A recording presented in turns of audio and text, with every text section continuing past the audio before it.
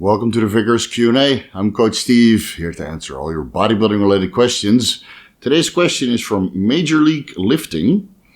When you're on a cut and you hit a plateau in fat loss, do you adjust calories first, clean up the diet if it fits your macros, or flexible dieting, or only go to bro foods like chicken, tilapia, or incorporate cardio to start jog the weight loss again?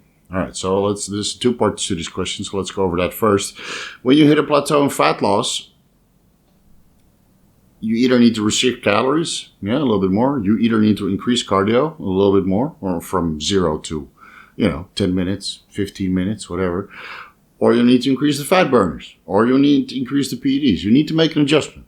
So if your diet is not 100% on point, by doing if it fits your macros or flexible dieting, look there first. Clean up all the sauces, from your diet. Trying to get Oreos and ketchup and that kind of stuff into your diet, that's not the point. You're trying to eat food that has a lot of micronutrients to sustain your body's processes. There's more going on than just creating energy. So you need to sustain all the processes in your body, like skin growth, hair growth, libido, well-being, etc., etc., etc. You supply that with micronutrients. So take out all the processed food and feed yourself clean bro foods, whatever you want to call it, because that's loaded with micronutrients and that keeps everything moving along, even when you're in a calorie deficit. Stay the same amount of calories, clean up your diet. Go to the bro foods, the chicken, the broccoli, and the tilapia. You don't need to do chicken, broccoli, tilapia. You can do salmon, beef, eggs, quinoa, chia seeds, kale, rice, sweet potato, banana, fruit.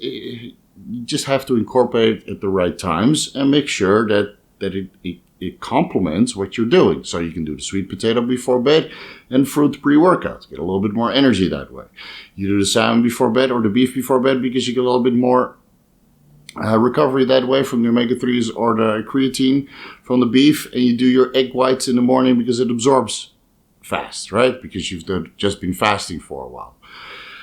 So when you switch your diet from if it fits your macros or flexible dieting strategy to more clean foods, unprocessed with a lot of micronutrients, you should already get results.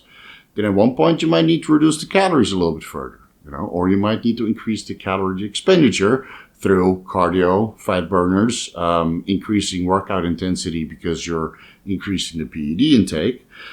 So you're going to have to make a correct assessment why you're stalling, why you're hitting that plateau, and which change you need to make to keep that going. I mean, it could be that your metabolism is slowing down, and the only way to really, way to see that is by either checking your basal body temperature. Your body temperature when you wake up. You get one of those inner ear guns, and you're not going to shoot yourself, but you're just going to take your temperature. Once it falls below baseline, your metabolism is slowing down, and you might need to do some blood work or increase your iodine, selenium, vitamin K, carbohydrate intake for a while, just to get your thyroid up to production. So it's, when you hit a plateau, it's always multifactorial, and it's very difficult to determine what the actual cause is without, either going through the trial and error process or having a coach that has a lot of experience to guide you through it. So I hope that gives you a couple ideas on what to adjust. And again, you just make one adjustment at a time. You see if that works. If it works, great. You're making progress again. And if it didn't work, you need to look at another place to make an adjustment. And whether that's increasing your metabolism with micronutrient intake, reducing the calories, increasing the cardio, increasing or adding fat burners, increasing or adding PEDs, it all contributes to you breaking through the plateau and getting the fat loss you desire. Now, the second part of this question is, he's asking what happens, thoughts on carnitine and diuretics while cutting. Are they useful and noticeable in a way or a waste of money? Thank you, brother. I respect all your knowledge and information you give and watch all your videos. All right, that's awesome. So let me give you a personalized bicep signature. There we go. In the light, out of the light, still looks big. Okay. Carnitine works. I think it's great. I think it's something people should use year-round, especially when you're on PEDs, because it contributes to androgen receptors. When you use PEDs, Steroids, they attach to the androgen receptor. Now the androgen receptor is gone and you need to build new ones. Yeah, it has a half-life of 8 hours. So don't believe into the hype of androgen receptor downregulation and you need to clean out, etc., etc. Every 8 hours you make new ones. Relax. Carnitine is a building block for androgen receptors. When you take carnitine, you're allowing your body to produce adequate androgen receptors. Yeah, and then testosterone actually tells DNA to produce more androgen receptors. So you take testosterone and carnitine and you get androgen receptors in turn. Great. Win-win. Carnitine also contributes to fat loss, right? Because it transports medium and long-chain triglycerides into the mitochondria to be burned off. So they don't need to pass through the liver first, convert it to short-chain triglycerides, and then they can be burned in the mitochondria. So you're basically optimizing the process. By taking carnitine, the fat loss improves and the androgen receptor sensitivity improves because you have more androgen receptors. So the carnitine dose kind of depends on the phase that you're in. You take a lot of PEDs, you're trying to burn a lot of body fat, your carnitine requirement is higher compared to when you're in the off season, mostly burning carbohydrates, and your PED take is reasonably low. Yeah, so he's cutting now. 2,000, 3,000 milligrams of carnitine per day would be great. You can reduce that dose, of course, to 200 milligrams per 25 kilos of body weight if you're using injectable carnitine. But if you're going with oral carnitine, 2,000, 3,000 milligrams of carnitine should be good enough. Maybe 2,000 pre-workout, another 500 with a couple meals should be sufficient to keep everything rolling. And in the off season, you can get away with 2,000 milligrams. It should be plenty. Now, diuretics, I'm not really a big fan of.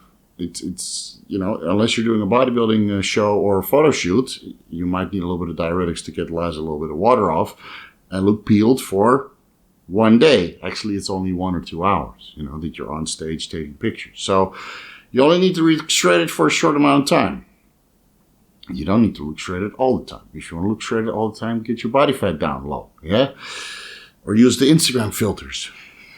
That's what they're there for. You can look shredded online, but in real life, people are going to be like, what's going on? Yeah, that's diuretics for the internet.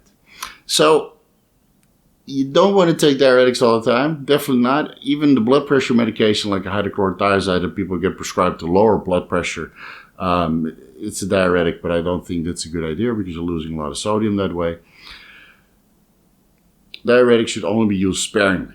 Yeah, and if you want to look lean, reduce your body fat levels. Now, if you get a little bit of water retention, you want to get a little bit leaner, something like a masterone has a diuretic effect. Yeah? High vitamin C intake has a diuretic effect. Dandelion root and uva ursi never really did anything for me. Just get your body fat down and regulate your sodium and water intake.